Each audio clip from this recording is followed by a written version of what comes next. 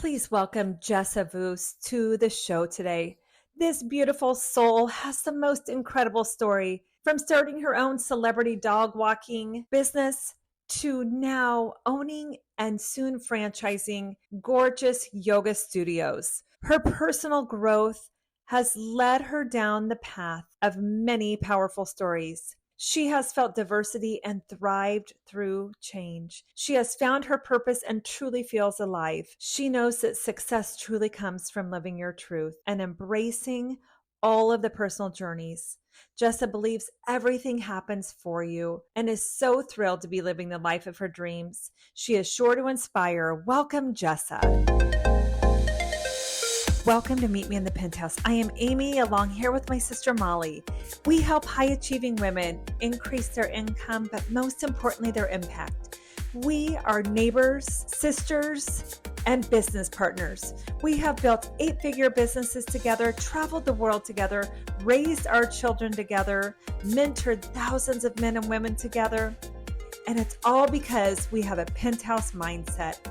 We aim for the top, and we show others how to empower themselves to peel back the layers and truly step into their greatness and calling.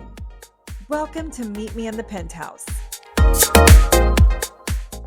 Welcome to Meet Me in the Penthouse, where we help high-achieving women upgrade their impact and their income. I'm Amy Mosser. I am Molly Croker, and we have Jessa. I'm like, I know you by your former name. But Peterson is the new name. Yeah, I'm like, oh my gosh, all of a sudden it like left my brain. I'm like, it's not Jessa Booth, it's Jessa Peterson. I love your husband. So I love Jessa. She is here with us because she has a really powerful story, and we're going to hear from her today. I know you're going to take some nuggets away as well. So I'm going to let Jessa just tell us a little bit about who you are. That's a really tough question to answer in a very short time. I was thinking about that prior to being on this with you about what am I going to say about myself? I don't even know, but I'll give you a little background. So I'm from Kansas. I grew up in Kansas. After school, I got a marketing degree. And then after school, I moved to Nashville for a couple of years and then moved to Los Angeles. And I was working a corporate job in LA, which was a wonderful job. But then I decided to leave corporate life and start to be an entrepreneur. And at the time, I was really involved in yoga. I had been running marathons, and yoga had kind of helped my body just feel better with running. And so I wanted to share that with others. So I went through yoga teacher training. And then I started a silly business called Pooch Pacers, which was a one-on-one dog running business. So it was like a personal trainer for your dog. It wasn't like taking 10 dogs at once. It was one-on-one, very fancy. And so I was running dogs, very fancy for LA people, running dogs and teaching yoga. And it was dreamy, and I loved it. But then I decided to move back to Kansas to start a family. And when I moved back, I moved to my small town of Manhattan, Kansas, and there was not a yoga studio at the time. And so I decided to open a yoga studio, and I had no experience owning a studio, just teaching yoga. And this was prior to Instagram kind of getting a hold of yoga. This was prior to Instagram. This was 2010. And so I feel like Instagram really changed the yoga world. And so people didn't know what I was doing. They thought I was doing witchcraft or something crazy. And so I really struggled with my business at the beginning.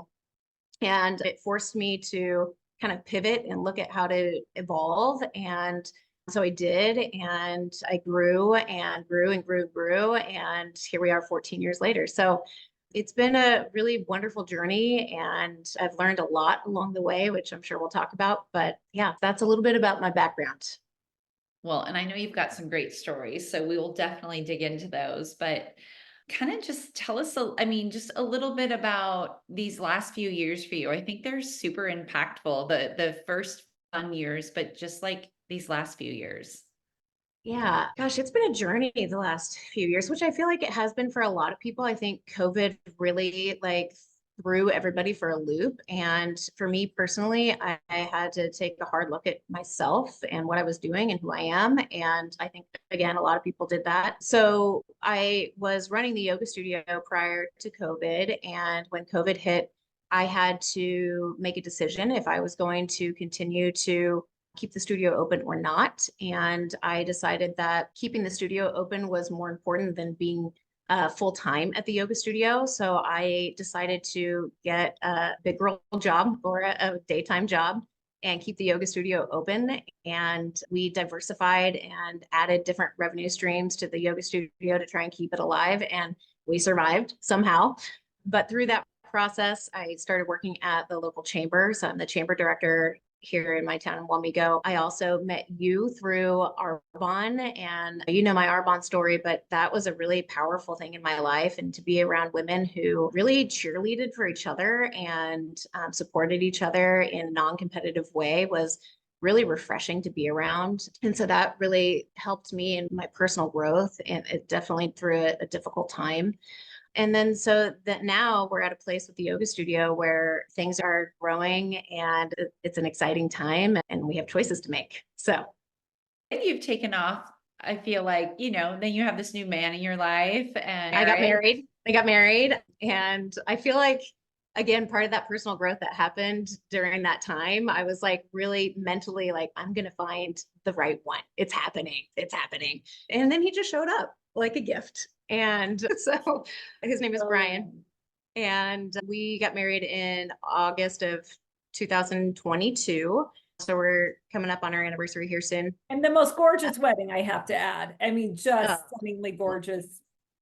Yeah, we got married in Silverton, Colorado in the mountains, and it was dreamy. We are mountain people. We love to be outdoors and in the mountains. We go off trail backpacking, and he is a big time ultra runner and has gotten me into ultra running as well. And so we love the mountains. In fact, we are doing a 50-mile mountain race next weekend in Colorado. So we've been training for that. And then Brian, he has a 100-mile race a month later in Colorado. So That's incredible.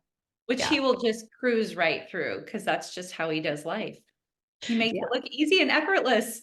Yeah. Yeah, he's good. That's been so fun to watch and be a part of as well, because it's all about your mindset. You made a decision, I'm going to find my person. And you did, like you said, he showed up. Well, because you made a decision, which I love. And then our final question really is just simple. And it's just, what does it mean to you to live in the penthouse? So to me, living in the penthouse means you're living your best life. And for me personally, when I'm living my best life is when I'm living my truth. And so if I am doing the thing that feels like my purpose and I feel alive because I feel like I'm living my truth, to me, that's living in the penthouse. That's living my best life. That is such a smart answer. Yes. Oh my gosh. So good. So good. Awesome. So thank you, Jessa. Thank you for sharing what it means to you and hearing a little bit about your journey. And we're excited to follow along for the ride. Thanks for having me. Thank you for tuning in today for Meet Me in the Penthouse with Sisters Amy and Molly. Please rate and review. We love those 5-star ratings and would love to have you go to our website at sistersnextdoor.com. Talk about making a big impact in the Little Apple, Manhattan, Kansas, for all of you that are not from the Midwest. And we're going to head on over to Christy Goodwin. You're going to love her story of being raised as a preacher's kid, singing gospel all over Europe, and then finally landing at a huge nonprofit right in Lincoln, Nebraska.